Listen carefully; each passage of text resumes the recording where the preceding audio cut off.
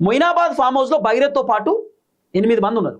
8 మంది బాధితురాలతో కలిపి, భగీరథ్తో కలిపి 9 మంది, 6 అబ్బాయిలు 3 అమ్మాయిలు. అయితే అమ్మాయికి సంబంధించినటువంటి స్టేట్మెంట్లో ఉంది. అమ్మాయి పేట్ బషీర్బాగ్ పోలీస్ స్టేషన్లో కంప్లైంట్ ఇచ్చింది. అంతకంటే ముందు అంటే భగీరథ్ ఫామ్ హౌస్ కంటే ముందు నానక్రామ్ గూడ దగ్గర ఒక అపార్ట్మెంట్లో కూడా అమ్మాయితో పాటు ఇంక 2-3 అబ్బాయిలు ఉన్నారట, ఒక అమ్మాయి కూడా ఉందట.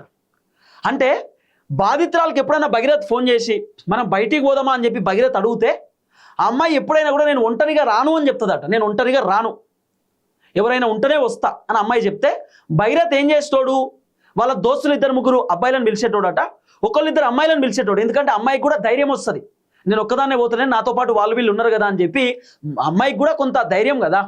ఎవరిని నమ్మాలో ఎవరిని నమ్మద్దో తెలియనటువంటి పరిస్థితి ఉంది ఈ సొసైటీలో. మాయమాటలు చెప్పి ఈ సొసైటీలో చాలా మందిని ఇబ్బంది పెట్టేటటువంటి కార్యక్రమం చేస్తున్నారు.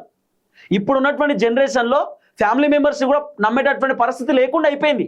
సమాజం అట్లా తయారైంది, సోషల్ మీడియా ప్రభావితం, అట్లా పూర్తి స్థాయిలో ఆగమాగం పరిస్థితి.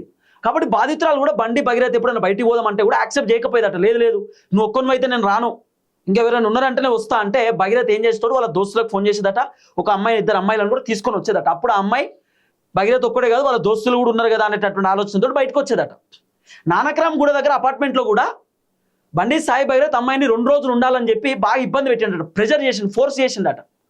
తర్వాత భగీరథ్తో పాటు 2-3 దోస్తులు కూడా ఉన్నారట. మీరు సోషల్ మీడియాలో ఒక వీడియో బాగా వైరల్ అయింది.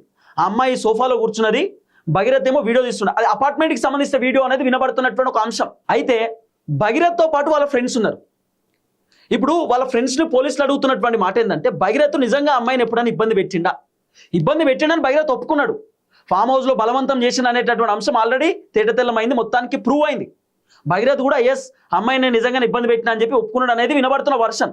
కానీ భగీరథ్ ఎన్నిసార్లు అమ్మాయిని ఇబ్బంది పెట్టేది, ఏమన్నా అమ్మాయిని ఫోర్స్ చేసేదా, ప్రెజర్ చేసేదా, మద్యం తాగమని చెప్పి అమ్మాయిని బాగా భగీరథ్ టార్చర్ పెట్టేదా, అమ్మాయికి భగీరథే ఫోన్లు మెసేజ్లు చేసి విసిగించేదా, భగీరథ్ అమ్మాయికి ఊకే నువ్వు బయటికి రావాలి అక్కడిక్కడ రావాలని చెప్పి బాగా ప్రెజర్ చేసేదా, భగీరథ్ అమ్మాయితో ఎట్లుండేది, భగీరథ్ అమ్మాయిని ఏమైనా ఇబ్బంది పెట్టేదా, మీరు ఎక్కడికెక్కడికి పోయినారు భగీరథ్తో పాటు, భగీరథ్ మిమ్మల్ని ఎక్కడికెక్కడికి తీసుకుపోయిండు, భగీరథ మీకు ఫోన్ చేసి రమ్మని చెప్పేదా, మీరే భగీరథ్తో తిరిగేదా అని చెప్పి భగీరథ్ వాళ్ళ దోస్తులను పోలీసులు ఇన్వెస్టిగేషన్ చేస్తున్నారు. పూర్తి స్థాయిలో డీటెయిల్స్ అడిగి తెలుసుకునే కార్యక్రమం చేస్తారు.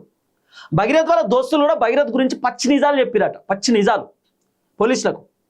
భగీరథ్ తాగినప్పుడు ఇట్లుంటాడు, తిన్నప్పుడు ఇట్లుంటాడు, భగీరథ్ కోపం వస్తే ఇట్లుంటాడు, సంతోషం అయితే ఇట్లుంటాడు, భగీరథ్ లగ్జరీ కార్లలో తిరుగుతాడు, మమ్మల్ని ఆడికి తీసుకోపోతాడు, ఈడికి తీసుకోపోతాడు, ట్రిప్లు వేస్తాం, ఈ మందు తాగుతాడు, ఆ మందు తాగుతాడు, భగీరథ్ వాళ్ళని ఇట్ల ఇబ్బంది పెట్టిండు, కాలేజీలకు ఆడికి పోయేది మేము, ఈడికి పోయేది ఆడికి పోయేది అని భగీరథ్ గురించి మొత్తం బండారం అంతా వాళ్ళ దోస్తులు పోలీసులకు చెప్పిరట.